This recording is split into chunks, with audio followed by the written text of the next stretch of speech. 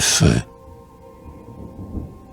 Lorsque le forgeron forge le fer en feu et frappe à larges coups sur l'enclume meurtrie, le métal torturé râle, rugit et crie. Dans la rouge fumée où passe un éclair bleu. Ce n'était qu'une barre informe ou qu'un essieu. Mais, quand repose enfin l'enclume endolori, c'est une épée, ardente à venger la patrie, ou prête à se lever au bras puissant d'un dieu.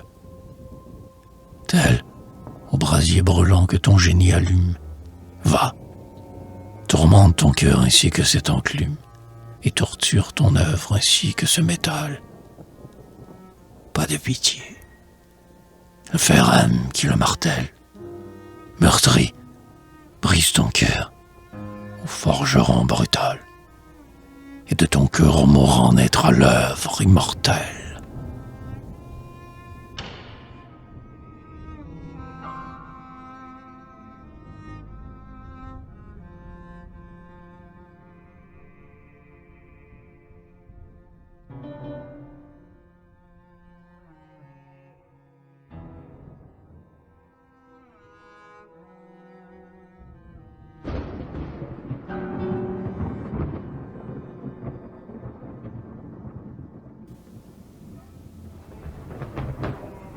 Ave César. Quand les gladiateurs descendaient dans l'arène, sous les yeux éblouis du peuple frémissant, ils regardaient d'abord le sol taché de sang et la farouche horreur des cadavres qu'on traîne. Puis, adoptant la mort comme sa souveraine, marchant vers l'inconnu d'un cœur ferme et puissant, chaque gladiateur saluait en passant le César dédaigneux, la cruauté sereine. Si nous devons souffrir, n'importe. Fiers et doux, regardons notre sort s'entr'ouvrir devant nous et la douleur muette apprêter nos tortures. Avant d'être écrasé sous les cieux de son char, grave et pâle déjà des angoisses futures, je ne veux pas mourir sans saluer César.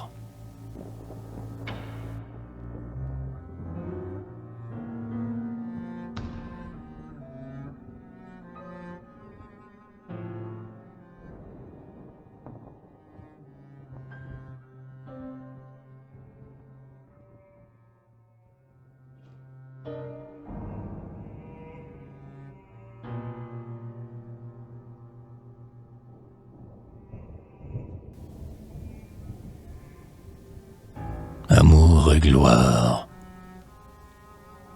La gloire est un superbe et hautain piédestal de marbre où le buste s'adresse, dominant le mépris, la haine ou la tendresse, avec l'indifférence altière du métal. Le buste est là, sublime, impassible et brutal. Eut-il un grand amour, un père, une maîtresse? Nul ne le sait. En bas, jalouse et vengeresse, la foule le salue ainsi qu'un dieu fatal. Combien j'aimerais mieux cette vie achevée, assoupie doucement dans mon œuvre rêvée, et me sentant bercé comme mon premier jour, m'en aller d'ici bas, ayant vidé mon âme, et laissé après moi, dans le cœur d'une femme, quelques mots de douleur et quelques mots d'amour.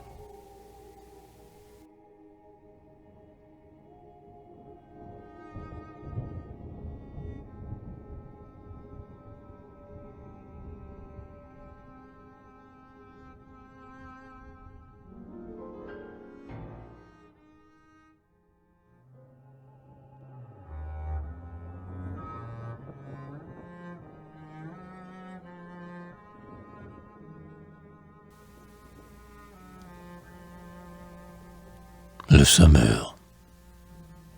Quand le semeur s'en va, sous le ciel rude et blême, c'est un douteux espoir qui le vient animer. Il ne sait pas toujours si le blé va germer dans le sillon qu'il creuse et dans le champ qu'il aime.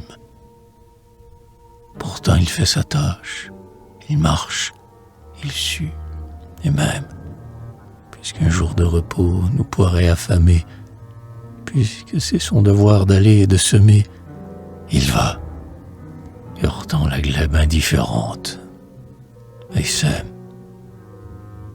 Tel, nous qui savons bien, nous qui savons trop bien, que dans un sol ingrat il ne germera rien, sans croire à la moisson, semons l'idée aimée. Nous garderons du moins, descendant au cercueil, la suprême grandeur et l'immuable orgueil de l'avoir prise en main et de l'avoir semée.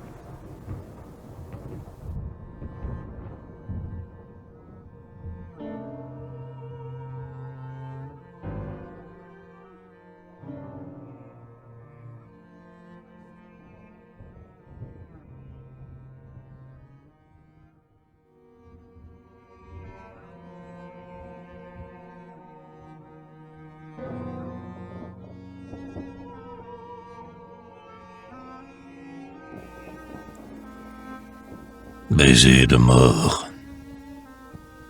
Si Dieu nous accorde la grâce de choisir, comment nous quitterons les douceurs de la terre?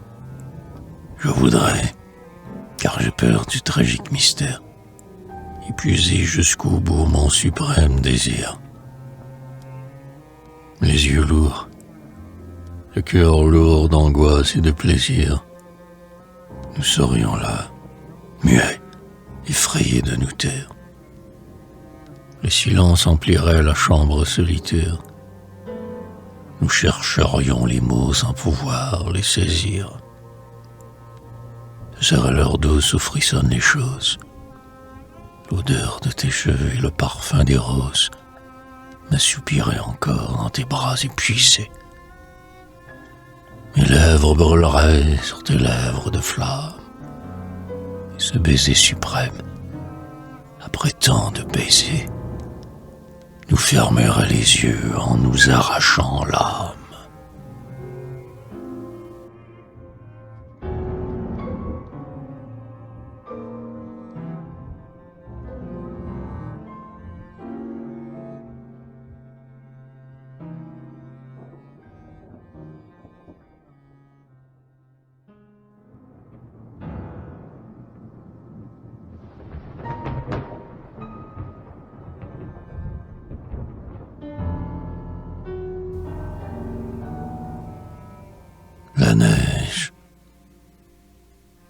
La neige tombe, errant sur les plaines glacées, couvrant les bois séchés de son doux linceul blanc, arrêtant les ruisseaux qui pleurent et voilant les arbres abattus et les feuilles froissées. Dans ce cœur qui souffrait des souffrances passées et qui croyait mourir de son mal sûr et lent, l'oubli tombe déjà, paisible, consolant, et fait taire l'angoisse atroce des pensées. Pauvre arbre déjà froid, pauvre arbre morne et seul, la neige t'a couvert de ton dernier linceul, cachant tes rameaux morts et ta tête courbée. Triste cœur que l'amour froissait, voici l'oubli. Surtout ce qui resta d'un rêve enseveli. La neige indifférente et muette est tombée.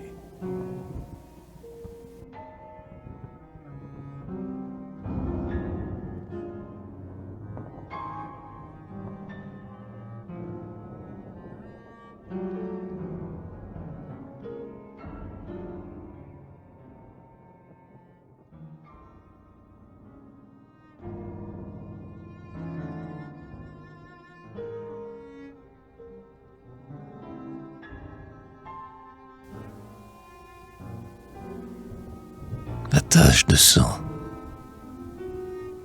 Près du noir chemin creux où tremble le passant, la maison délabrée a l'air féroce et louche, et, sous la pourpre en feu du soleil qui se couche, un reflet rouge et fauve y glisse en frémissant. dans la chambre déserte où le reflet descend, tout dort enseveli, morne, effrayant, farouche. Seulement on peut voir, quand la lumière y touche, vivant aveu du crime, une tache de sang. Tel ce cœur déjà froid, comme dans la chaumière où tombe par hasard un rayon de lumière, un rayon de tendresse y tombe quelques jours. Mais il ne trouve plus, dans ce cœur rempli d'ombre, où mort et tristement un douloureux amour, qu'une tache de sang, noire, muette et sombre.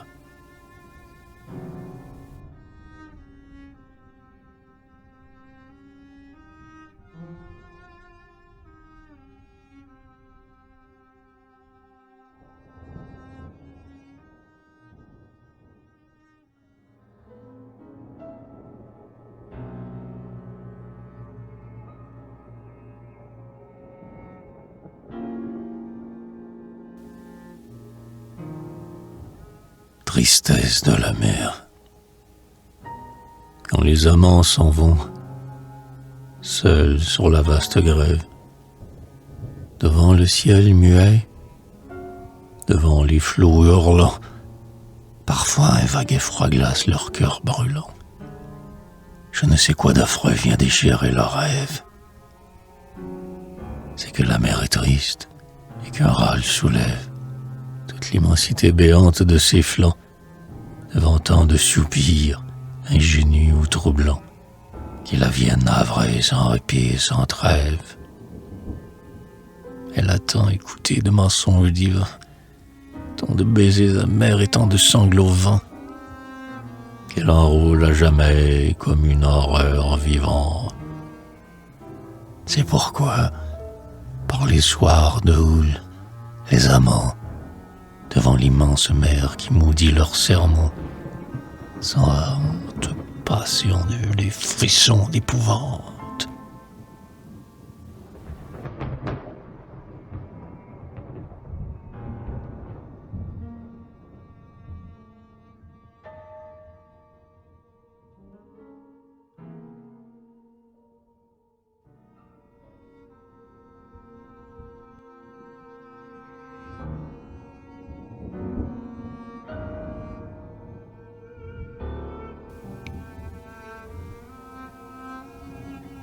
La caverne, au flanc de la montagne abrupte, où rien ne croit, mais qui dort tristement sa morne attitude. Il est une caverne, inaccessible et rude, dont l'air est ténébreux et dont le sol est froid. Seul osant s'y cacher, l'aigle en est le seul roi. Pourtant il s'y hasarde avec inquiétude, sans y crier jamais, car cette solitude a des échos profonds qui vous glacent d'effroi. Je sais un cœur si grand, si ténébreux, si vide, que rien n'y parle plus, ni le désir avide, ni les rêves jaloux, ni les espoirs meurtris. Et tout, même l'amour, il doit faire silence, car la plus faible voix, troublant ce vide immense, l'emplirait pour jamais de lamentables cris.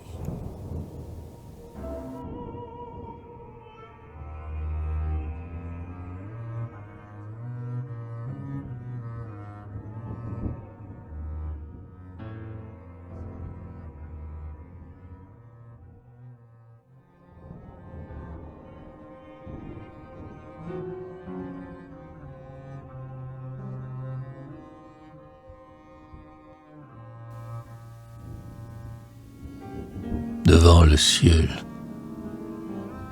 Nous sommes là, devant le ciel qui nous écoute. Nous nous parlons d'amour, et le ciel nous sourit.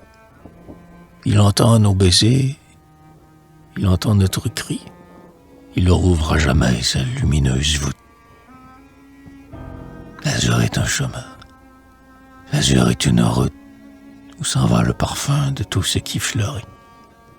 Et les premiers serments de notre amour, chéri, sont montés jusqu'à Dieu, qui nous bénit sans doute.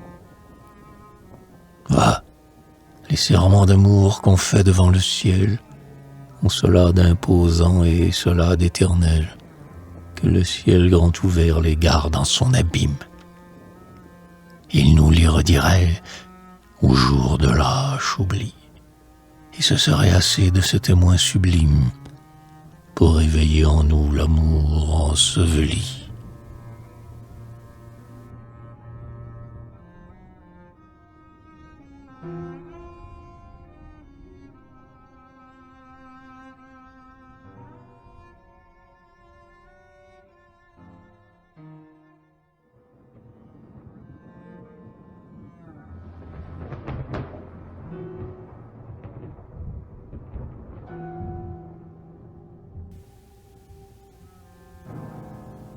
Les croix. Et puis que sur la croix, au temps des vieux Romains, un homme, un dieu peut-être, et sans doute un prophète, exhala son soupir après cette œuvre faite qui devait effacer les crimes des humains. Depuis, dans tous les temps et sur tous les chemins, on a dressé des croix où le passant s'arrête. Mais jamais le Dieu mort n'a remué la tête près des foules en pleurs qui lui tendaient les mains. L'homme n'a jamais su, nul ne pouvant le dire, s'il était bien sauvé par le sanglant martyr. Il lève en vain ses yeux vers les infinis froids. Est-ce donc à toujours que doit douter la terre?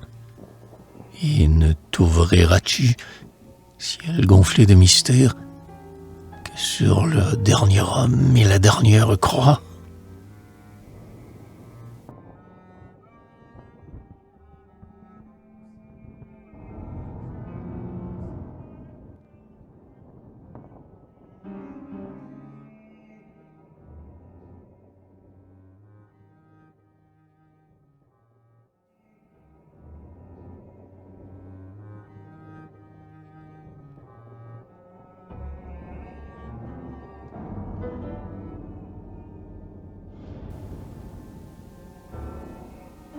La fleur rouge, près du fleuve dolent qui se lamente en paix, devant la forêt vierge, au bord de l'eau chantante, la rouge fleur, mortelle aux passants qu'elle tente, dort son cruel sommeil sous le feuillage épais. Le feuillage est tranquille et sombre, l'air est frais, le voyageur suspend sa marche haletante.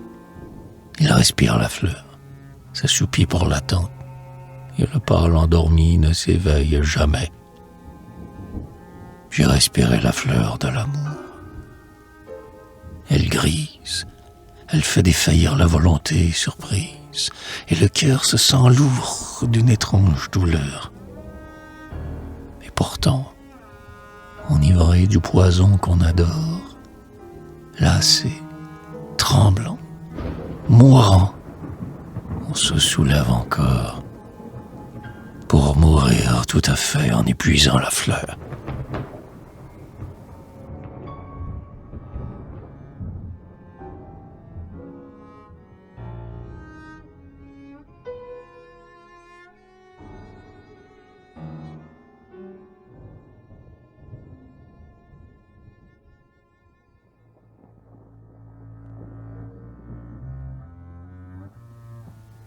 Trop petit, là d'avoir si longtemps et durement pâti, pour construire à grands blocs les hautes pyramides. Les esclaves faits là, les prisonniers numides, voulaient briser parfois ce qu'ils avaient bâti. Mais la pierre est trop rude et l'homme trop petit. Contre les sombres murs, près des grèves humides, ils avaient beau jeter leurs insultes timides, le colosse dormait et n'avait rien senti. Tel, pris à tout jamais d'une angoisse profonde, nous, les hommes, épars sur les croupes du monde. Nous avons blasphémé, crié, haï, tué, excitant contre Dieu nos forces épuisées. En labeurs éternels, nous les avons usées. Et l'immense infini n'en a pas remué.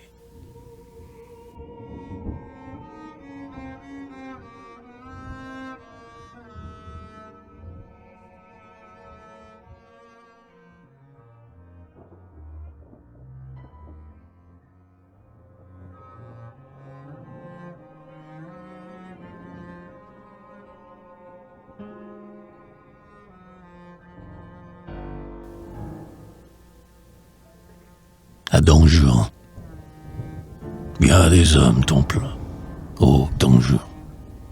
Ils ont dit la meilleure volupté qu'on trouve dans l'ivresse, les frissons d'épouvante auprès d'une maîtresse et la vague terreur de se sentir maudit.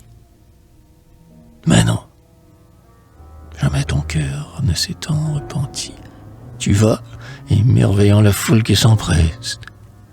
On adore à genoux ta grâce, enchanteresse, et tu ne souffres pas. Et ces gens ont menti. D'autres ont le secret de la douleur humaine. Ah, tu n'as jamais su ce qu'il roule de haine dans les cœurs torturés auxquels nul ne répond. Et je voudrais, vois-tu, charmeur exquis des âmes, aux doux rêves vivants des songeurs et des femmes, être aimé comme toi, pour pouvoir être bon.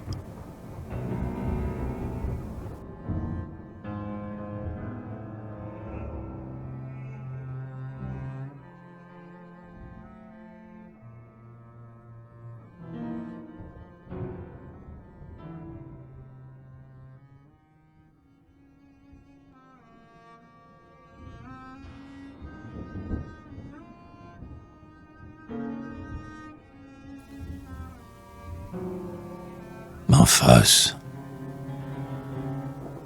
dès son majestueux et paisible réveil, dès les pâles rayons de l'aurore première, le soleil monte, à flots nous versant la lumière, faisant rouler du feu dans l'abîme vermeil. Au milieu des déserts qui dorment leur sommeil, debout sur la colonne, auprès des sphinx de pierre, plus d'un stylite fou s'est brûlé la paupière à défier la flamme ardente du soleil. Mon soleil, c'est l'amour. Quand il monte dans l'âme, on ose contempler l'infini qui l'enflamme, plus vaste 1000 fois que le désert des cieux. Mais je veux, enivré de lumière et d'aurore, le bravant, ce soleil qu'on fuit et qu'on adore, le regarder en face et m'y brûler les yeux.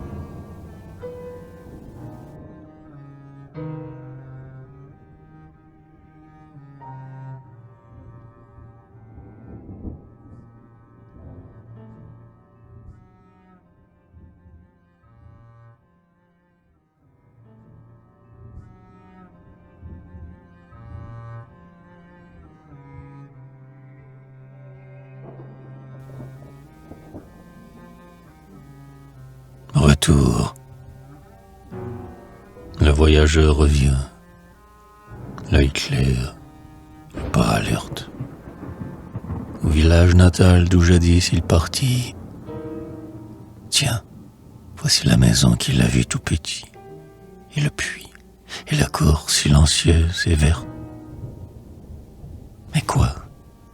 Devant la porte à 2 battants ouverte, devant les murs crôlants, il s'arrête interdit.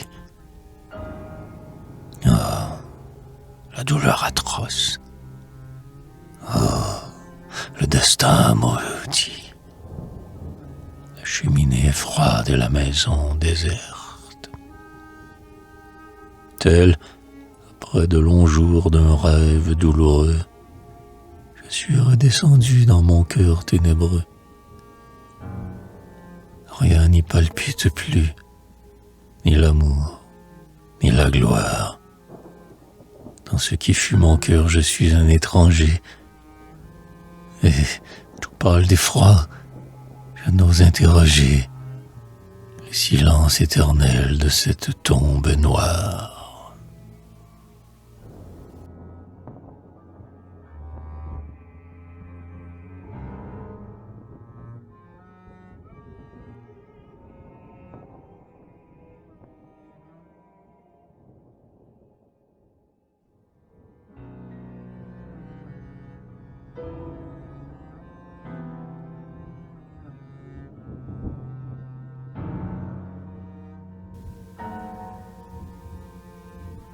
Mysticisme.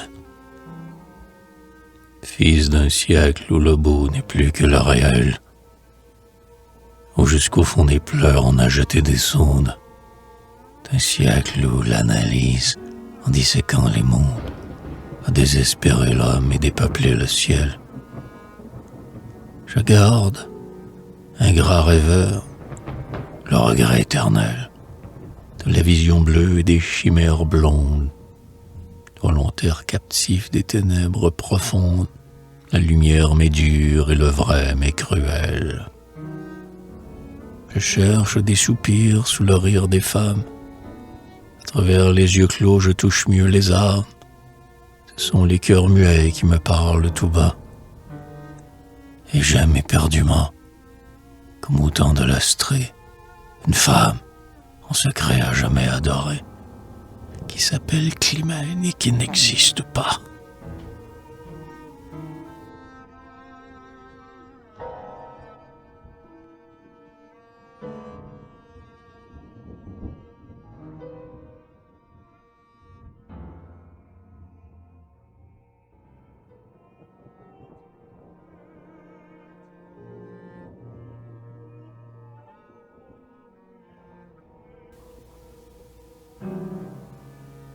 Tantale, éternellement seul,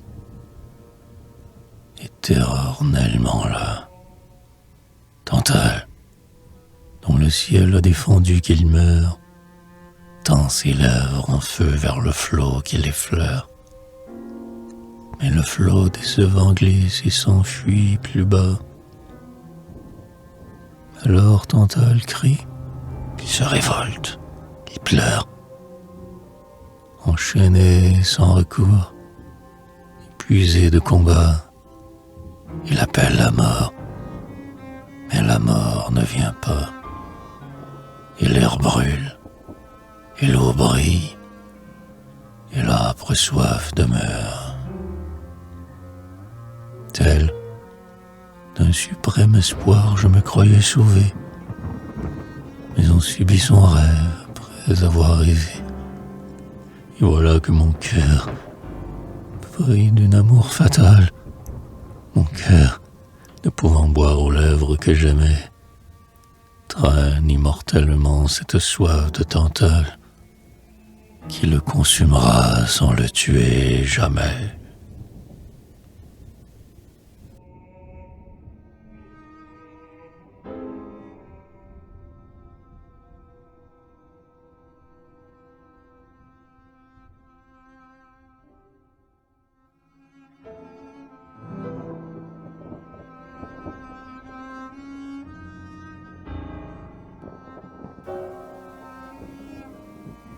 La retraite.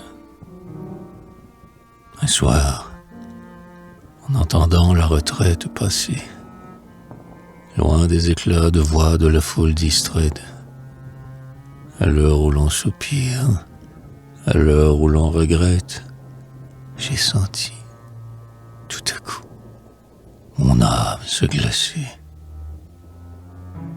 Et je demeurai là, grave et triste, penser qu'un jour, lorsqu'à demi notre œuvre sera prête, pour nos cœurs déjà froids sonnera la retraite, et que nous serons morts avant de trépasser. Par-delà cette nuit de tant d'autres suivies, songeais au déclin suprême de la vie. Voilà pourquoi, le soir, je tressaille toujours. Voilà pourquoi j'ai mal. Voilà pourquoi je doute. Quand, pleurant sur mon cœur qui se fait vieux, j'écoute la retraite passer le long des noirs faubourgs.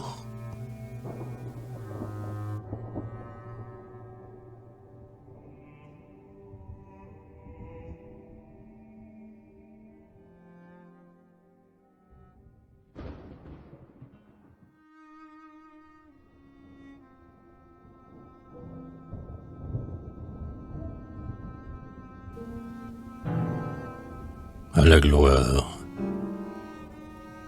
Oui, le ciel m'est témoin. Gloire, que je te veux. Je te veux belle et grande et superbe et féconde. Mais, tu sais, je bravais le tonnerre qui gronde. Je me reposerai sur l'or de tes cheveux. Je dirai mes serments, mes sanglots, mes aveux. Je fouillerai profond dans ma douleur profonde. J'arracherai mon cœur pour le jeter au monde. Je saisirai le ciel entre mes bras nerveux. Mais si je te désire, ô gloire, et si je t'aime, c'est que je suis sauvé par un amour suprême. Et que je veux de toi pour grandir cet amour. Si mon rêve dernier devait finir un jour, j'appellerais sur moi la nuit glacée et noire, et je me lèverais pour te maudire. Oh, gloire!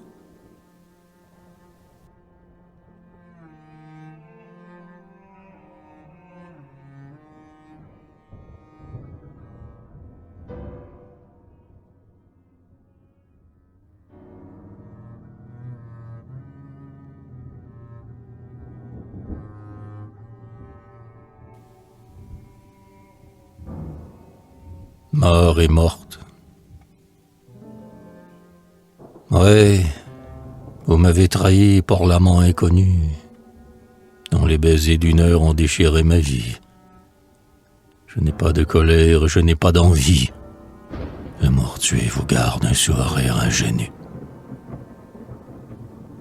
J'ai vu votre âme entière et votre cœur nu. Lorsque vous m'avez dit, le remords purifie, j'ai cru que la douleur d'oubli serait suivie. Le temps triste a passé, l'oubli n'est pas venu. Vos larmes me font mal, et c'est pourquoi je pleure. Mais de ce qui fut moi, rien en moi ne demeure, sinon des souvenirs qui se plaignent tout bas. Ah, ne viens plus jamais sangloter à ma porte. Je ne méprise pas, vois-tu, je ne hais pas. Je t'aime comme un mort aimerait une morte.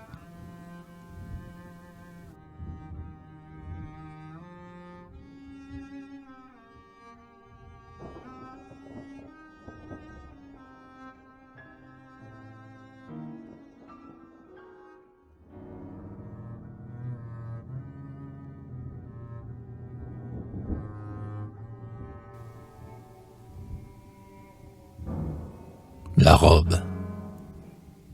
Pour avoir revêtu la tunique de feu, Hercule, noir de sang, râlait son agonie, tandis que, sans pitié de la plainte infinie, la flamme, autour de lui, tordait son éclair bleu.